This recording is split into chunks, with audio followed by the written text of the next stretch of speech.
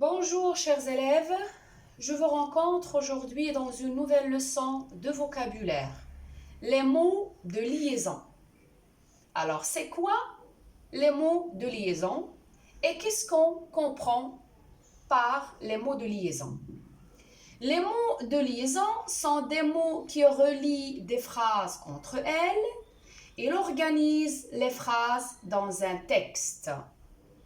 Ça veut dire ces mots relient, rejoignent les phrases entre elles, ils font le lien entre une phrase et une autre, une expression et une autre, aussi entre un mot et un autre.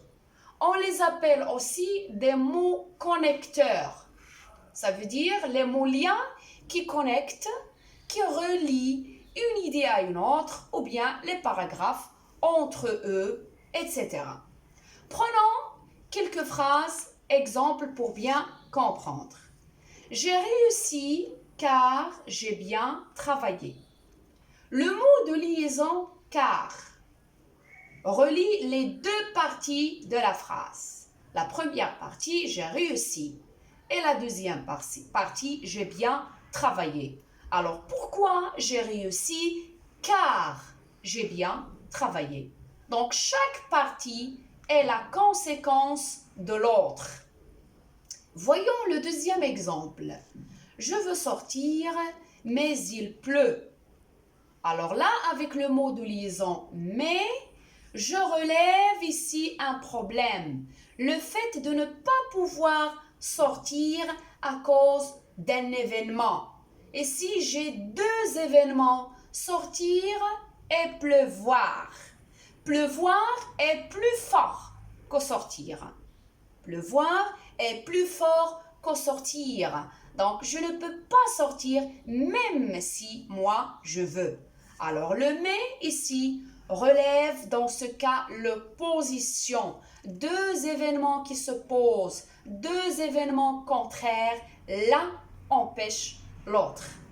Pour le troisième exemple, l'école est jolie et aussi amusante. Je relève ici l'importance de l'école, le rôle important de l'école à l'aide du mot de liaison aussi, qui sert à insister, à persister, à montrer le rôle important de l'école. Maintenant, passons au type des mots de liaison. Pour les types des mots de liaison, il y en a 4. Premièrement, ou bien le premier type, les mots de liaison qui indiquent le temps. Elles s'appellent aussi les indicateurs ou bien les connecteurs du temps. Alors, c'est quoi les connecteurs ou bien les indicateurs du temps? Alors, ces mots sont des mots repères qui nous montrent le temps. Ils relèvent l'importance du temps dans une histoire, dans un événement qu'on peut raconter. Aussi, ils donnent l'ordre du texte. Ça veut dire le début, la suite et la fin. Voyons cette phrase exemple. D'abord, je me réveille, puis je fais ma prière, enfin, je pars à l'école. Premièrement, je me réveille. D'abord, je me réveille. Puis, je fais ma prière. C'est le deuxième événement. Enfin, je pars à l'école. Donc, avec ces mots d'abord, puis enfin, toutes les actions sont ordonnées, sont enchaînées l'une après l'autre. Donc, il y a un ordre, il y a un sens, donc il y a une compréhension. Passons au deuxième. Donc, voyons quelques indicateurs de temps, comme d'abord, ensuite, puis, alors, parfois, quand, enfin, etc. Le deuxième type des mots de liaison, c'est les mots de liaison qui expliquent. Elles s'appellent aussi les connecteurs d'explication. Elles servent à expliquer des phrases, des textes ou bien des avis. Prenons l'exemple suivant. L'eau est chère. En effet, elle est essentielle à la vie. Ici, j'argumente sur l'importance de l'eau. C'est que l'eau est chère. C'est le premier argument. Le deuxième argument, c'est qu'elle est essentielle à la vie.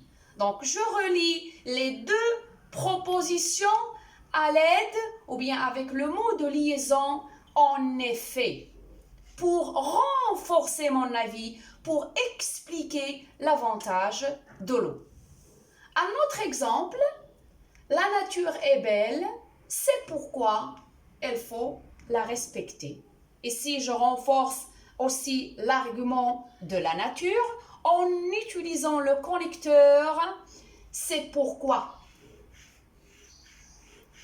D'accord? Qui rejoint les deux idées, les deux parties de la phrase.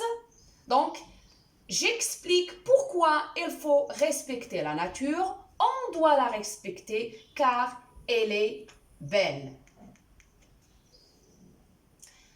Quelques mots exemples, ou bien quelques mots connecteurs qui indiquent ou bien qui expliquent.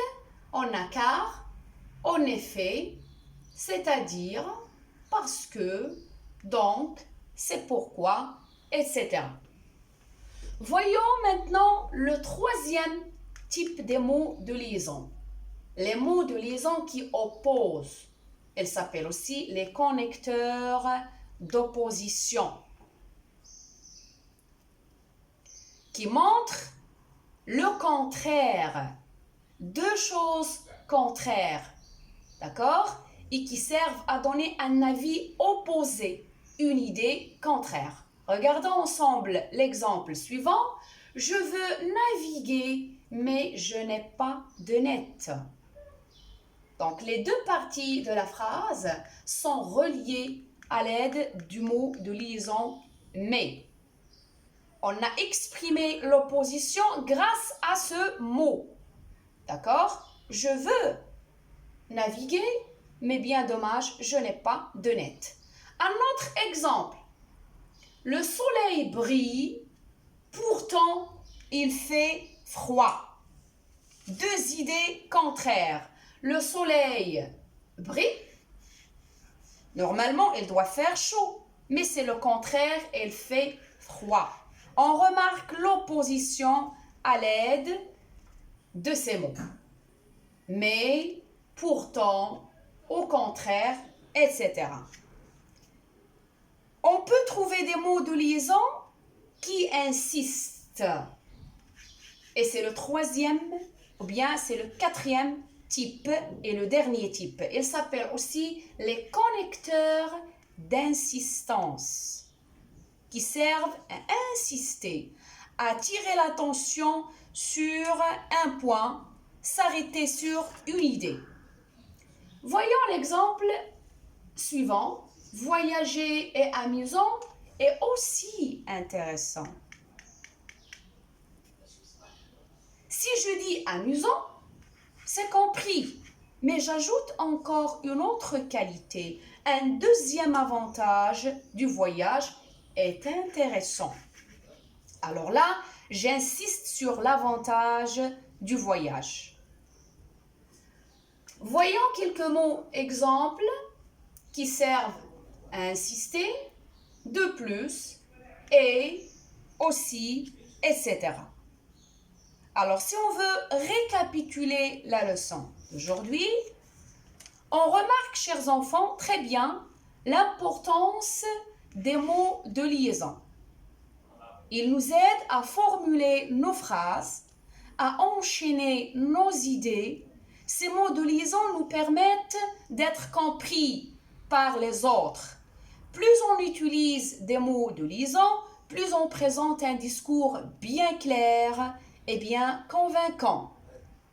Merci d'avoir suivi le cours d'aujourd'hui et à la prochaine vidéo.